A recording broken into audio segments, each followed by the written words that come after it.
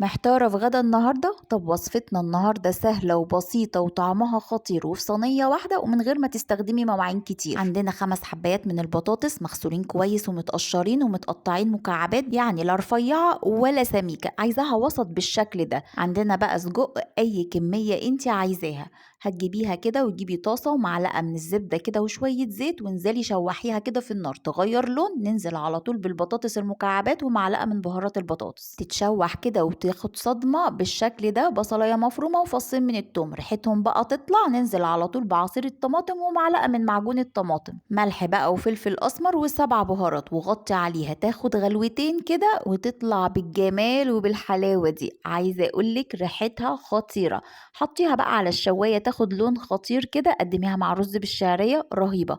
لازم تجربوها، ولو عجبك الفيديو لايك وشير سبسكرايب لقناتنا. اشوفكم في وصفات جاية كتير مع هبة ابراهيم.